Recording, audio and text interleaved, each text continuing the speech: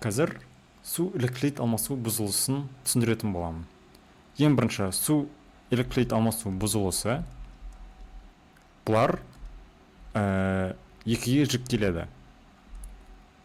Біріншісі ағзаның сусызданумен жүретіні, яғни гипогидратация.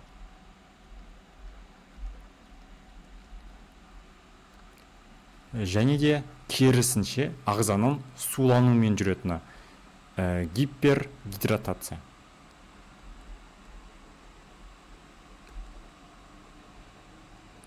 Мынау гипогидратация бұл әрдайым гиповолемиямен бірге жүреді. Ал мынау гипергидратация бұл гиперволемиямен бірге жүретін болады. Волемия, гиперволемия. Одан кейін бұл екі түрінің де бізде аттары бірдей түрлері бар. Оның біріншісі изоосмостық.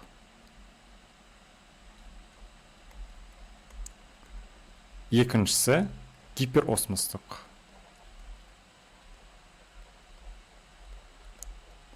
Және де үшіншісі гипоосмостық.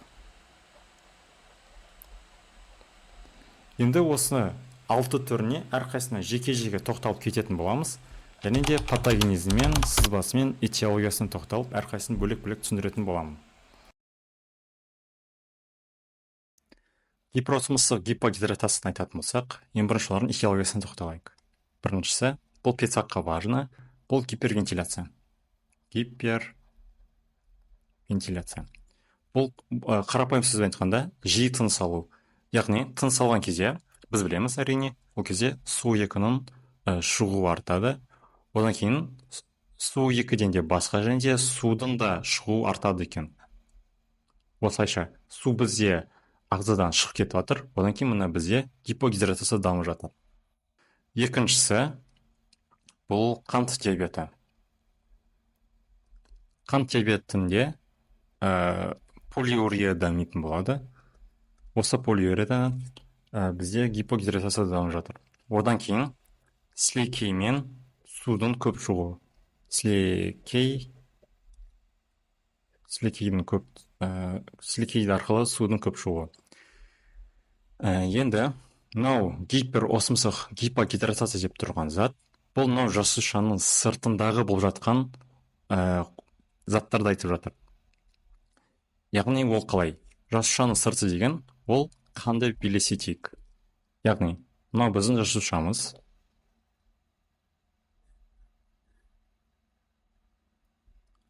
Ал мынау жаңағы жасушаның сырты, яғни қан. Енді бізде ең бірінші нәрсе айтып тұр, ол гиперосмостық дейді. Яғни мынау қандағы осмостық қысым жоғары деген сөз. Одан кейін гипогидратация деп тұр. Яғни мынау жасушадан салыстырмалы түрде судың аз болуы. Яғни мынау жасушаның да құрамындағы су аз болады. Бірақтан салыстырмалы түрде қанда одан да аз. Яғни былай жазуға болады: H2O2 3 есе аз, ал мына жасушаның ішінде O2 аз деп. Енді патогенезге тоқталайық. Біз білеміз, су қай жақта осмостық қысым жоғары, сол жаққа қарай ұмтылатын болады. Яғни жасушаның ішінен жасушаның сыртына қарай шығып кететін болады. Одан кейін жасуша көптеген судан айырылғаннан кейін бұл ең соңында жасушаның бүрісіп қалуына әкеледі. Біздің жасушамыз бүрісіп қалды. Жасуша бүрісуі. Жасуша бүрісуі. Енді осы жасушаның бүрісуі бізде нәрсеге алып келеді. Ол ең бірінші шөлдеуге. Яғни адам өте қатты шөлдейді, себебі оның жасушасында су кет қалып жатыр. Шөлдеу. Одан кейін мынау жасушаның бүрісуінен тағы да болатын құбылыс, ол белоктардың катаболизмі. Белок катаболизмі. Катаболизм деген ол яғни белоктардың ыдырауы артатын болады. Ал белоктар көптеп ыдырайтын болса, мұнда гипертермия алып келеді. Яғни температура жоғарылайтын болады. Енді мынау гипогидратация. Яғни қанның құрамындағы су аз екен. Бұл кезде бізде енді не нәрсе болады? Мынау қанда егер де қанның құрамында су азайтын болса, онда логично, онда қанның өзі де азаяды. Яғни бұл гиповолемия. Гиповолемия.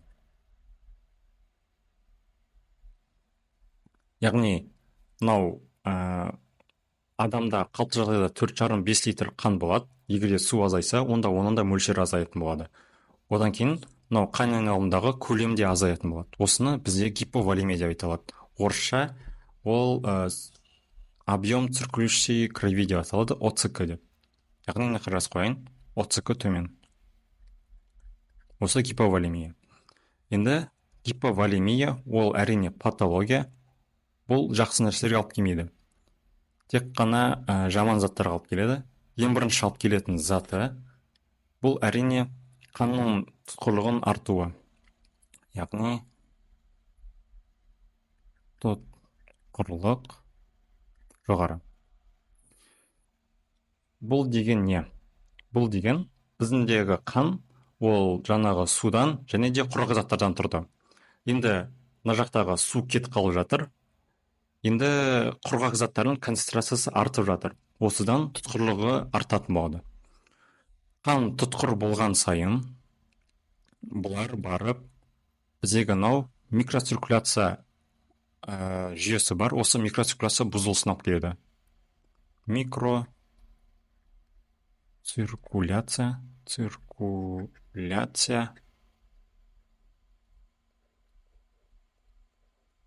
бұзылысы. Микроциркуляция бұзылысқа ұшырайтын болса, ең бірінші зардап шегетін мүше және де маңызды мүше ол бүйрек. Яғни бүйрекке қан аз келеді. Одан кейін егер де бір ағзаға қан аз келетін болса, онда оны біз ишемия деп айтамыз. Яғни бүйрек ишемиясы дамиды. Ишемия. Енді бүйрек ишемиясынан бізде не нәрсе алып келеді? Яғни бүйректе біз оның маңызды қызметі бар, ол фильтрация. Яғни фильтрация бұзылатын болады. Фильтрация төмендейтін болады бұзылғаннан. Одан кейін фильтрация төмен болған кезде бұл несептің түзілуі де төмен болады. Онда ол бұзылысы бізде айтады олигурия. Олигурия. Яғни олигурия деген ол диурездің 500 мл-ден төмен болуы. Яғни несеп өте аз түзіледі. Ал егер де несеп аз түзілетін болса, онда ағзада улы заттардың жиналып қалуы жүреді. Мысал ретінде азот, немесе аммиак деген сияқты. Енді олар несеппен шықпағаннан кейін, олар онда қанның құрамында артатын болады. Мысал ретінде азотемия. Азотемия. Мысал ретінде гиперазотемия деп жазайын. Гиперазотемия. Кейін осы азотемия біз білеміз биіктік ауруынан.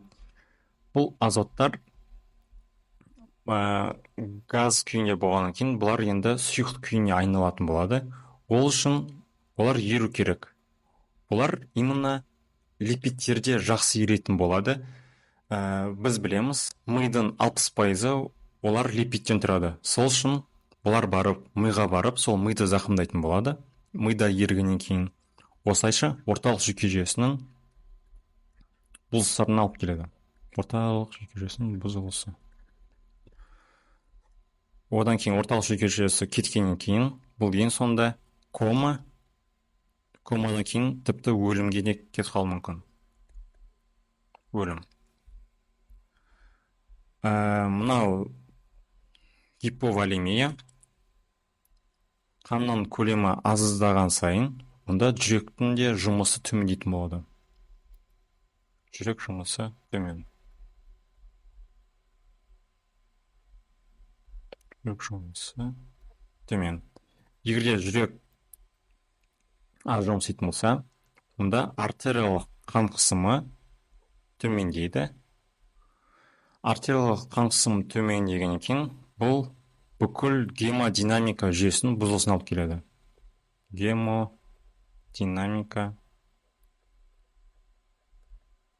бұзылса.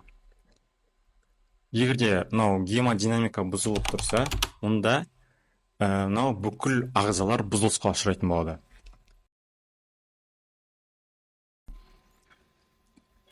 Енді гипоосмостық гипогидратация туралы айтатын болсақ, ең бірінші бұның этиологиясы, яғни мысал ретінде құсу кезінде бізде мынау H-хлор шығып кетеді. Потом онымен бірге жанында H2O шығады. Одан кейін мысал ретінде іш өту. Яғни іш өткен кезде электролиттер көптеп шығады. Одан кейін суда көптеп шығып кететін болады. Одан кейін яғни тағы да бүйректің жетіспеушілігі. То есть альдостерон дұрыстап бөлінбейді.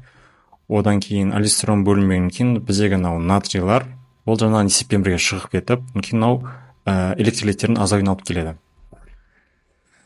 Бір нәрсені көптеп қайталап айтамын, себебі бұл өте маңызды. Мына жақта гипоосмостық гипогидратация деп тұрған зат, бұл именно қандағы болып жатқан құбылыс айтып жатыр. Яғни жасушаның сыртындағы. Ол қалай? Яқта қазір сызбамен түсіндіріп көрсетейін. Мынау гипоосмостық деген, яғни мынау қанда осмостық қысым салыстырмалы түрде жасушадан қарағанда аз болады. Яғни бұны гипоосмостық гипогидратацияның тұз тапшылықты гипогидратация деп те айтады. Себебі бұл жақта электролиттер өте аз, бірақтан су көп деген сөз емес, су да аз болады. Яғни мынақта былай 3 стрелкамен көрсетіп қойын. Одан кейін гипогидратация деп тұр. H2O. Мынау біздің жасушамыз.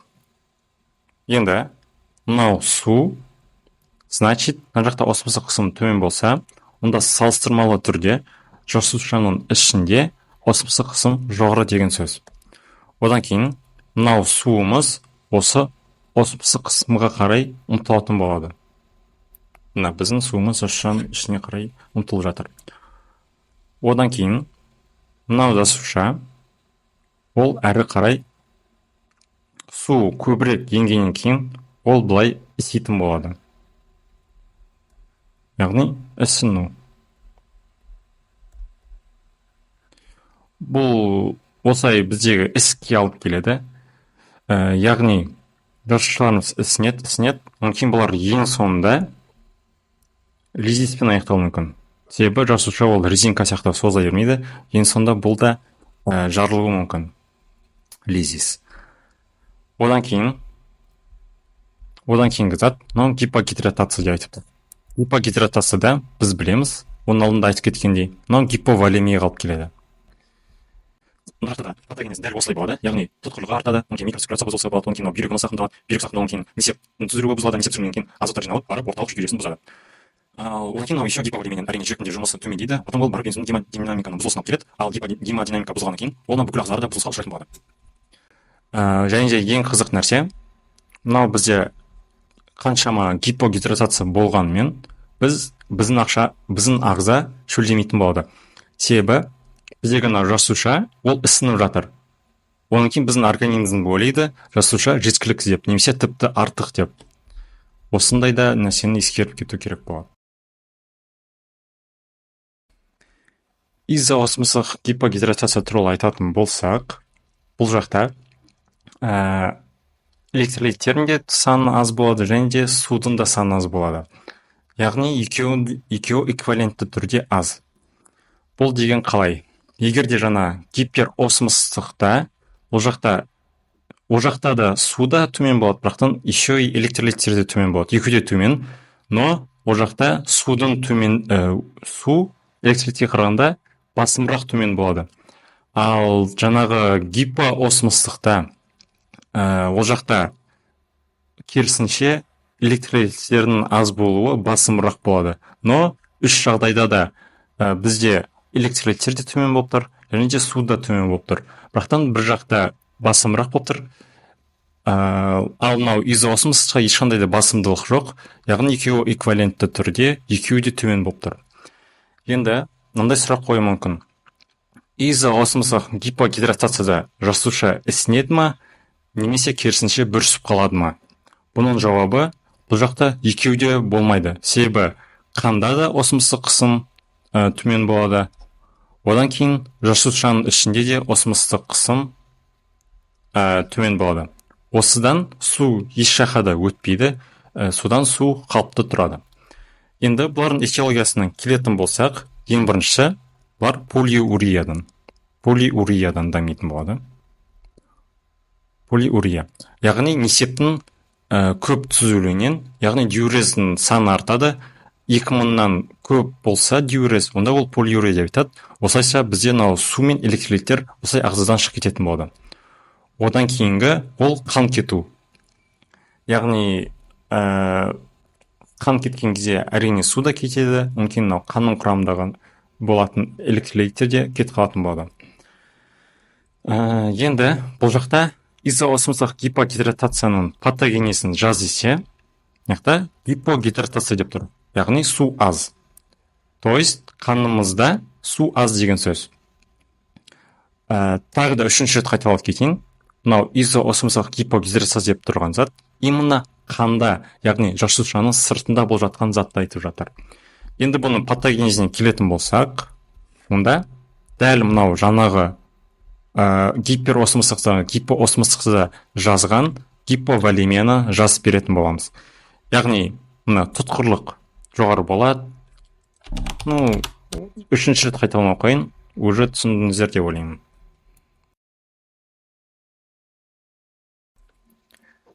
Енді осы гипогидратация кезінде қандай компенсаторлық механизмдер іске қосылады? Солардың әрқайсысына кетеміз. Ең біріншісі, организмде су аз болғаннан кейін, әрине, ол шөлдейді. Шөлдеу. Бірақтан гипоосмостықта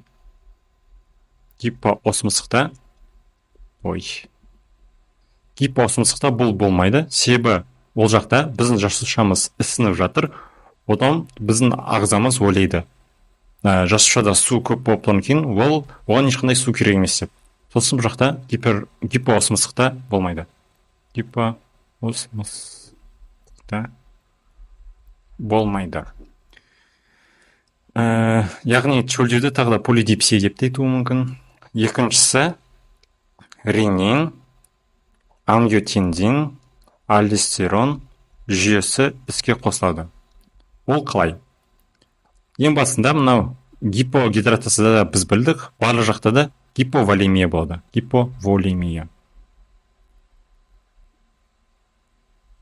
Гиповолемия болғаннан кейін біз жаңа айттық, ең бірінші зардап шегетін ол бүйрек ишемиясы. Яғни гиповолемияда қанның көлемі аз, одан кейін бүйрекке келетін қанның да мөлшері аз болады. Одан кейін бүйрек ишемиясы дамиды. Ишемия. Бүйрек ишемияға ұшырағаннан кейін бүйректің синтездейтін гормоны ренин іске қосылады. Ренин барып ангиотензинген іске қосылады. Одан кейін жаңағы 1-2 деп солардың барлығын іске қосып шығады. Бұл одан кейін барып бүйрек үсті безіне баратын болады. Бүйрек үсті безі. Ал осы бүйрек үсті безінде бізде альдостерон гормоны бар. Альдостерон. Бұл альдостерон, оның ең бірінші әсер ететін ағзасы ол бүйрек, яғни бүйрекке әсер етіп, ол натрийдің реабсорбциясын арттыратын болады. Ал егерде натрий қай жақта бар, су сол жаққа қарай ұмтылатын болады, судың артынан, то есть натрийдің артынан бізде суда реабсорбцияланады. То есть реабсорбцияланады емес, осылайша су ағзада қалып қалатын болады. Осылайша су қалып қалғаннан кейін онда бұлар алып келеді, мынау екеуі диурездің төмендеуіне. Диурез. Ал мынау диурез төмендеген сайын онда су сыртқа қарай шықпайтын болады. Одан кейін жаңағы қанның көлемі өз қалпына келуі мүмкін. Үшіншісі ол антидиуретикалық гормон. Антидиуретикалық гормон бұл барып тоже бүйрекке әсер етеді. Одан кейін бұлар тікелей судың реабсорбциясына әсер етеді. Осылайша судың мөлшері артады, яғни ал диурез керісінше төмендейтін болады. Осындай компенсаторлық механизмдер.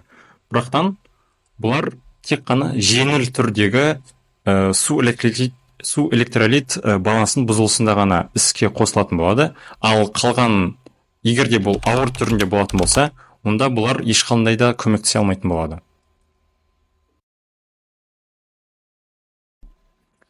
Енді мынау гипергидратациялар туралы айтатын боламыз. Гипергидратацияның именно гиперосмостық түрі. Гиперосмостық деген, яғни ол қалай? Бұл жақта судың де мөлшері көп, одан кейін электролиттердің де мөлшері көп. Бірақтан электролиттің судан қарағанда көптігі басымырақ. Енді бұлардың этиологиясына кетейік. Бұлардың әрқайсының этиологиясын білу маңызды. Сол үшін әрқайсына жеке-жеке тоқтап кететін боламын. Осы этиология байланысты біз оңай гиперосмостық немесе гипергидратация немесе гипогидратация немесе гипоосмостық соны ажырата алатын боламыз. Именно гиперосмостық гипергидратацияда бұның этиологиясы мысал ретінде теңіз суын көп тұтыну. Теңіз суы. Бұл қалай? Мынау теңіз суында бізде тұздар көп болады. Яғни өте тұзды су болып келеді. Сол мына жақта тұздар, олар гиперосмостық алып келеді. Ал мынау суды көп ішкеннен кейін бұл әрине гипергидратация алып келеді. Екіншісі, бұл мынандай пайыздылығы жоғары көп гипертоникалық сұйықтықтарды енгізу. Мысалы ретінде мынау қалыпты жағдайда 0,9 натрий хлор ерітіндісін беретін болса, онда мысал ретінде дұрыс емес тағайындалған сұйықтықты енгізіп жүреді, мысалы ретінде 1,1 натрий хлор ерітіндісін. И осылайша бұл бізде барып, осы гиперосмостық гипергидратацияға келуі мүмкін. Үшіншісі, ол алдостерон гормонының гиперфункциясы. Гиперфункциясы. Яғни ол қалай? Бұл деген, бұл жақта алдостерон ол натрийдің реабсорбциясын арттыратын болады. Натрий реабсорбциясы. Натрий реабсорбциясы артатын болса, онда ол мынау гиперосмосқа келіп тұр. Ал натрийдің артынан бізде всегда артынан су еріп жүреді. Артында и реабсорбция, то есть натрий реабсорбцияланған кейін, оның артынан суда ағзада қалып қалатын болды. И мына судың артуы бұл жаңа гипергидратацияға келіп жатыр. Енді бұлардың патогенезіне тоқтайық. Мынау жаңағы біздің жасушамыз. Ал мынау жаңағы жасушаның сыртқы құрылымы, яғни қан. Мынау қанда гиперосмостық деп тұр. Яғни осмостық қысым жоғары. Одан кейін гипергидратация деп тұр. Яғни су мына жақта тоже жоғары болып келеді.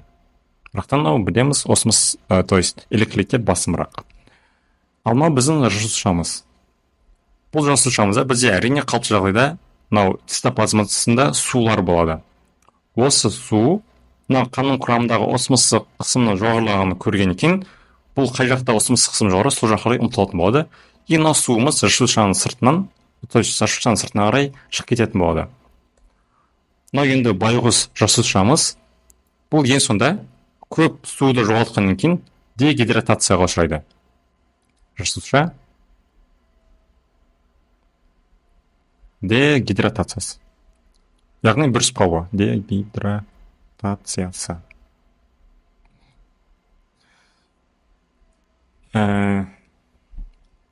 енді ең қызығы, біздегі мынау қанда и так та бізде су көп, бірақтан мынау жасушамыз бүрісіп жатқаннан кейін біздің ағзамыз ойлайды, ағзаға су керек деп.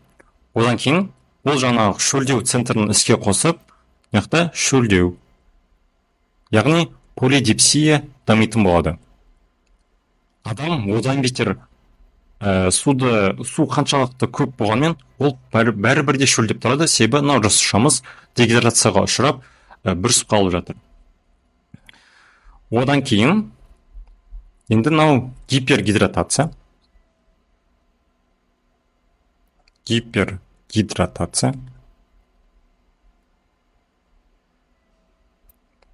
Бұл гипергидратация бізде алып келеді гиперволемияға. Егер де жаңа гипогидратация гиповолемия алып келсе, бұл енді гиперволемия алып келеді. Волемия. Енді бұл жақта керісінше қанның көлемі жоғарылайтын болады. Осының арқасынан бұл жақта артериялық қан қысымы артатын болады. Себебі қан өте көп. Артериялық қан қысымы артып жатыр. Артериялық қан қысымы артқан сайын, онда жүректің жұмысы артатын болады. Яқта былай қысқаша жазып кеттім, жүрек. Енді осы жүрек, ол гиперфункцияға ұшырағаннан кейін, ол көп, мұны гиперфункция деп жазайын. Гиперфункция. Яғни 1 минутта қалыпты жағдайдан көп жиырылуы мүмкін. Ол бірақтан бір уақыттарда шаршайды.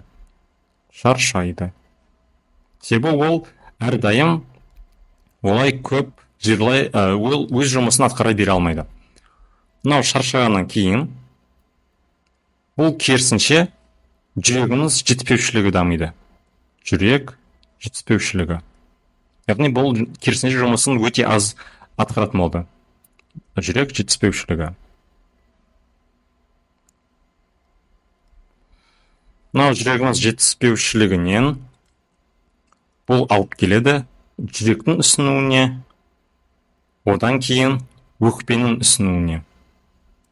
Бұларды кейін ісіну тақырыбын өткен кезде, бұны толықтай әлі өтетін боласыздар. Енді гипоосмостық туралы айтатын болсақ, ең бірінші мына жақта қанды салайық. Яғни жасушаның сырты, я? И мына жасуша. Ең бірінші айтып тұр, гипоосмостық деп. Значит, қанда осмостық қысым төмен. Одан кейін айтып тұр, гипергидратация деп. Значит, судың мөлшері көп. Бұның этиологиясы қалай? Ең бірінші, суды көп тұтынғанда. Именно қарапайым суды, теңіз су емес, кәдімгі суды, себебі теңіз су болса, онда гиперосмостық болады. Неде? Ол енді понятно. Суды көп тұтынғанда. Потом екіншісі бүйрек жеткіліксіздігі. Яғни бүйректің жеткіліксіздігіндегі анурия. Яғни диурездің мүлдем болмауы. Диурез мүлдем болмаса, онда ағзамыздан су ол мүлдем шықпайтын болады. Одан кейін ағзада қалып қала беретін болады. Осыдан қанның құрамында да олардың мөлшері артатын болады. Одан кейін мысал ретінде АДГ-ның антидиуретикалық гормонның гиперфункциясын айтсақ болады. Бұлардың негізгі қызметі жаңа айтып кеткендей судың реабсорбциясын арттырады. Онан кейін бұлар судың реабсорбциясын арттыра бергеннен кейін суда осылай, то есть ағзада осылай су жиналып қалатын болады. Енді, мынау, значит, егер де мына жақта осмостық қысым төмен болса, онда жасушаның ішінде осмостық қысым салыстырмалы түрде жоғары болады. Одан кейін мынау су соны байқап, осы жасушаның ішіне қарай ұмтылатын болады. Одан кейін мына жасушамыз ол былай ісінетін болады. Себебі ішіне су толып жатыр. Ісініп, ісінуден кейін бұл әрине резинка сияқты созыла бермейді, ең сонда лизиске ұшырауы мүмкін. Лизис. И мысал ретінде гемолизді алсақ болады. Гемолиз. И гемолиздан ары қарай бізде мысал ретінде анемия дамиды. Себебі қанның қызыл түйіршіктері, қызыл жасушалары, бұлар лизисқа ұшырап, олар саны азайып жатыр, содан анемия дамиды. Енді бұл жақта да гипергидратация.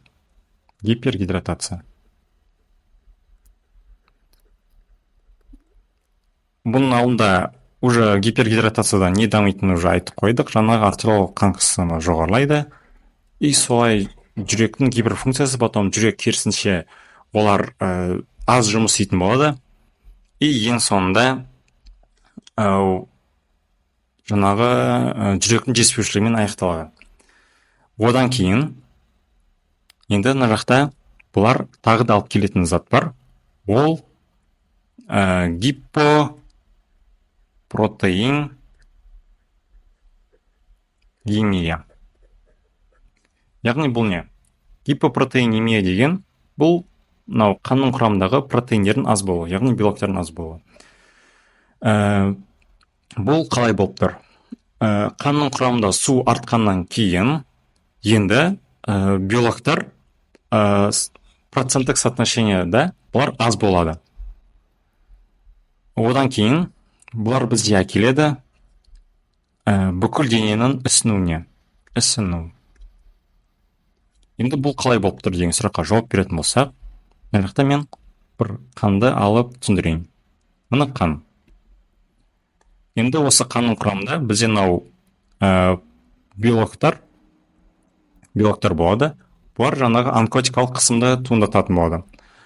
Осы онкотикалық қысым арқылы бұлар осы белоктар өзіне суды тарта алады. Мына су. Енді осы белоктар бұлар енді аз болды деп елестетейік. Мына өте аз. Енді мына жақта бізде артық сулар қалып жатыр.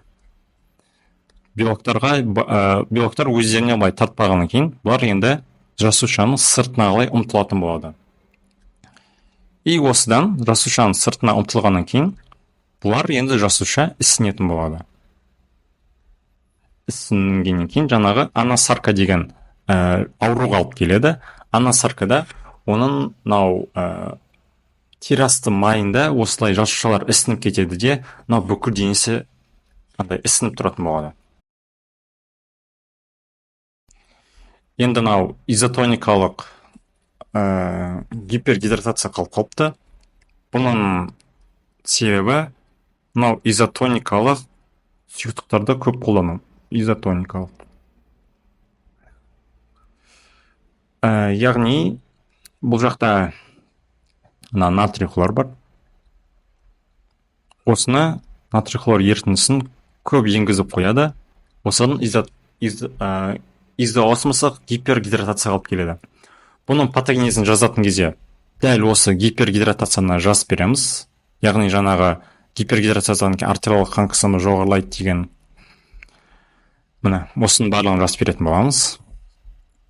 Одан кейін егер де сұрап жатса, жасуша бүріседі ма, ісінеді ма деп, онда жауап береміз. Екеуі де болмайды. Себебі қанда да және жасушада да бізде осмостық қысым екі жақта да бірдей болады. Сол үшін ешқандай да ісіну немесе бүрісіп қалу болмайды.